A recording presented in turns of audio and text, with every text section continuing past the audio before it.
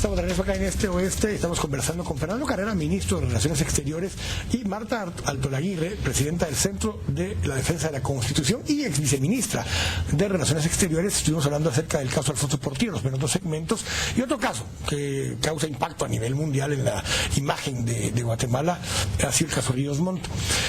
Tal vez voy contigo, Fernando, para que nos expliques un poco el contenido de ese comunicado, esa comunicación que hizo el Ministerio de Relaciones Exteriores hace un par de semanas con relación al caso Ríos Montt, para con la comunidad internacional en particular, pero era un comunicado general de gobierno.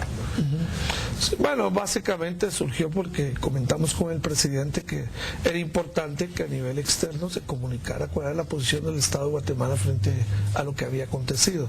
Y esto porque se había generado una serie de opiniones todavía hoy repetidas de manera irresponsable, y voy a decirlo que a alto nivel. Está en un editorial de New York Times, por ejemplo, de que de alguna manera el presidente de la República o el gobierno de Guatemala han intervenido para impedir que se dé un fallo determinado en el juicio. Y esto es una cosa que se dio, no frente al fallo de la Corte de Constitucionalidad o al recurso que aceptó la Corte de Constitucionalidad, sino frente al fallo que se dio previamente por parte del tribunal. Y básicamente lo que decimos y afirmamos en ese comunicado es que el Estado de Guatemala ha mantenido un respeto muy grande por la independencia de poderes. No hemos intervenido de ninguna manera en el órgano judicial, no hemos dicho al órgano judicial cómo juzgar a nadie, ni en ningún sentido hemos intervenido para que la sentencia se dé de una manera u de otra. Y segundo, bueno, que valoramos el apoyo que se ha recibido del país de la cooperación internacional por muchos años, ha sido muy positivo, nos ha ayudado a avanzar, a cumplir con los acuerdos de paz, a cumplir con el fortalecimiento de la justicia y la reducción de la pobreza y las inequidades del país. Pero sin embargo, era importante también que saber cuáles eran los límites de esa cooperación y dónde esa presencia de la cooperación también puede ser de alguna manera un factor que no es tan positivo o que no contribuye tampoco positivamente al desarrollo del país. Y sobre eso hacíamos un señalamiento de que nos parecía que en el tema de la presencia de la comunidad internacional en las salas de juicios, eso era un nivel de intervención que no era positivo, que se entendía que era una presión indirecta para que el fallo se inclinara de alguna manera dentro del juicio, y que esto no debe proceder así porque la comunidad internacional, así como el Ejecutivo lo hace, debe respetar las decisiones de los tribunales y no buscar influir ni directa ni indirectamente en esas decisiones. Y que invitábamos finalmente a la comunidad internacional a que se sumara al esfuerzo, que es importante, de que después de darse ese fallo exista un clima de reconciliación nacional en un país donde ha habido mucha división, y que así como la comunidad internacional le apostó a los acuerdos de paz, le siga apostando a la paz y al diálogo en este momento. Eso es básicamente para resumir las grandes ideas. ¿Qué piensa Marta de ese comunicado y de algunos de los aspectos que planteaba Fernando justamente ahora? Mira, yo creo que es importante destacar que efectivamente en las relaciones internacionales no se vale la injerencia en ciertos ejes, ¿verdad? Entonces, en ese sentido, es entendible que el gobierno haya reaccionado en algún sentido, recordando ciertos compromisos y límites de buena fe, creo yo. Por otro lado, sí, efectivamente, yo creo que tras estos casos que se han dado recientemente, es pertinente una revisión a cómo opera el sistema de justicia en general. Efectivamente necesitamos ser más activos y más efectivos, valga la redundancia, en resolver en tiempo.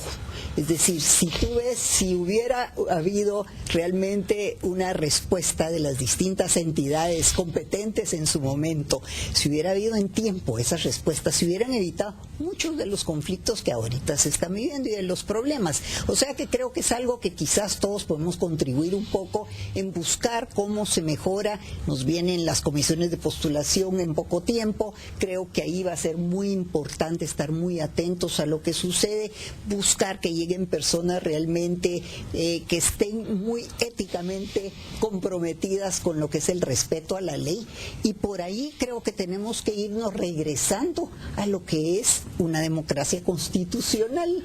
Pero justamente en esta última línea, y hablando de la injerencia o no, uno de entidades del Estado, en este caso decía Fernando, el comunicado establece, no ha habido ningún tipo de injerencia de parte del Ejecutivo en las partes ni del Ministerio Público ni en lo judicial. ¿cómo podemos diferenciar un comentario de Otto Pérez Molina diciendo, y digo Otto Pérez Molina porque él dijo que lo decía en lo personal, diciendo en Guatemala no hubo genocidio, cuando al mismo tiempo representa a la Unidad Nacional, es el presidente de la República y justamente está en discusión un juicio que está hablando de ese tema? ¿Dónde está también esa línea fina entre dónde puede emitir una opinión personal una persona en el cargo de presidente en medio de un juicio como estos? Mira, yo creo que fue un error del presidente, honestamente, haberse pronunciado en cualquier sentido previo a que se diera el juicio, ¿verdad? Creo que son, si quieres, reacciones espontáneas que tenemos todas las personas en determinado momento de decir lo que pensamos, ¿verdad? Pero sí en la posición del presidente de la República, yo creo que hubiera sido mejor que no se hubiera pronunciado en cuanto a qué pensaba él y cuál era su opinión. El otro tema que planteaba Fernando, ¿dónde trazamos el límite, la línea entre cooperación e injerencia de los países cooperantes? ¿Cómo trazamos como Estado un límite de decir, miren, son bienvenidos a apoyarnos con la CICIG, son bienvenidos a apoyarnos a fortalecer el sistema de justicia, a fortalecer el Ministerio Público, pero cuando esa cooperación se vuelve injerencia en la forma en que opera el sistema? Mira, yo creo, y tal vez porque yo tuve alguna corta experiencia en mi paso por CGPLAN, precisamente relacionado con la cooperación internacional, hay un documento, un instrumento que se llama la Declaración de París, que precisamente establece la apropiación de los estados de las políticas de cooperación y la alineación de los cooperantes a esas políticas.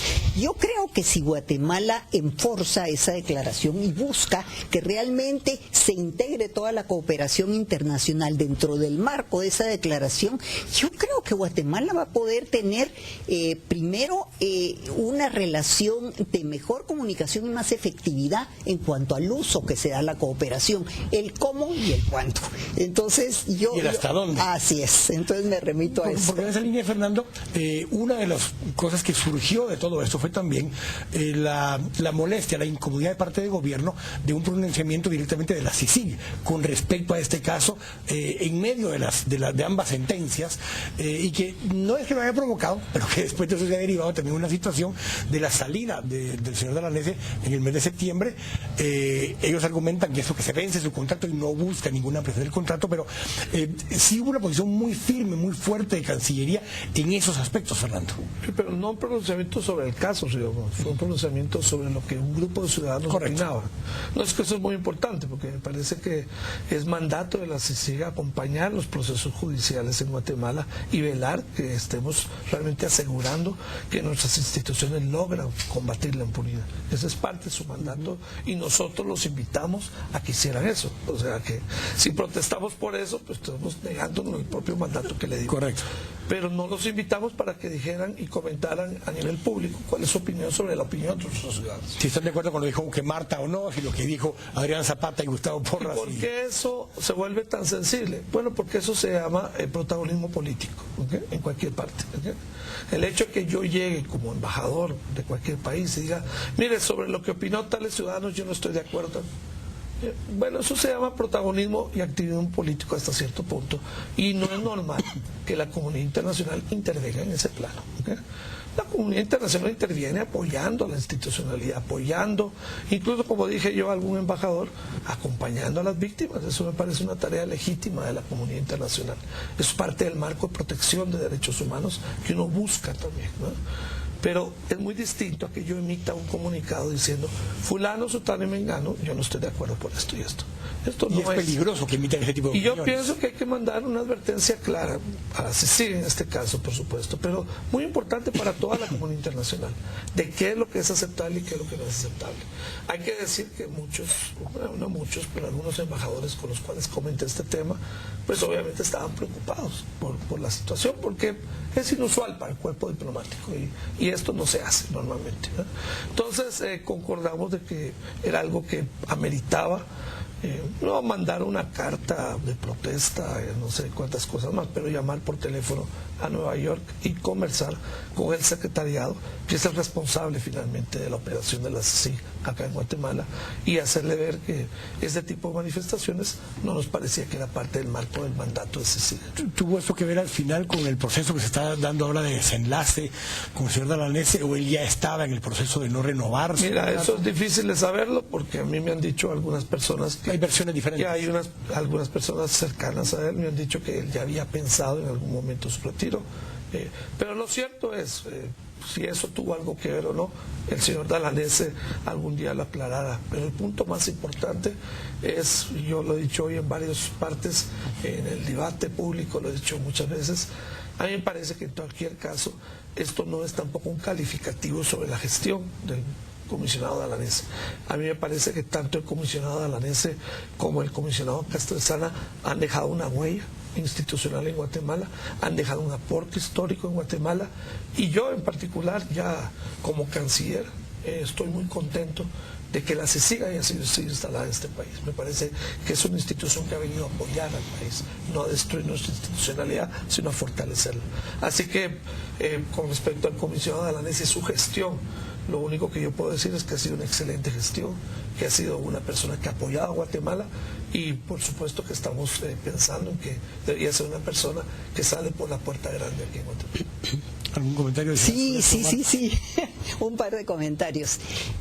Yo quiero recordar un poco la importancia que tiene la presunción de inocencia, que pareciera que en Guatemala se nos ha olvidado ya mucho, ya casi presumimos que la gente es culpable y tiene que demostrar su inocencia. Sí. Entonces a mí sí me preocupa un poco el tema de que se vaya a apoyar a las víctimas antes de que se demuestre que la persona es culpable, ¿me entiendes? Es decir, aunque víctimas pueden ser, pueden independientemente ser. de que yo no dije las víctimas de alguien, de las víctimas. O sea, si una mujer dice estoy violada o fui violada, eso es una víctima. No sabemos quién es el culpable. Es diferente. Bueno, y hay otro tema que yo quería mencionar. Recordemos también la CICIG se creó como apoyo esencialmente al Ministerio Público, a la investigación contra los grupos paralelos, los cuerpos clandestinos, en fin, ¿verdad? Estamos en una línea en que a mí sí me pareció preocupante de las últimas actividades del señor Dalanese, que yo también creo que ha tenido buenas participación en muchos casos, pero sí me preocupó, por ejemplo, el señalamiento un poco, diría yo, superficialón, o como sin mucho sustento a muchos jueces. Realmente cierta actividad pública que yo creo que le falta un poco de seriedad, que debiera haber sido llevada conforme a evidencias, ¿verdad? Hay pruebas y llevado en tribunales, no hay. Vamos a cerrar ese tema y vamos a regresar un poco, solo a cerrar un poco con el tema de la asamblea. Hoy es día domingo, mañana lunes inicia la Asamblea General de la OEA aquí en Guatemala. Vamos a hablar un poco acerca de lo que va a suceder en esa asamblea aquí en Guatemala. Vamos al corte, estamos en Este Oeste, volvemos en un minuto.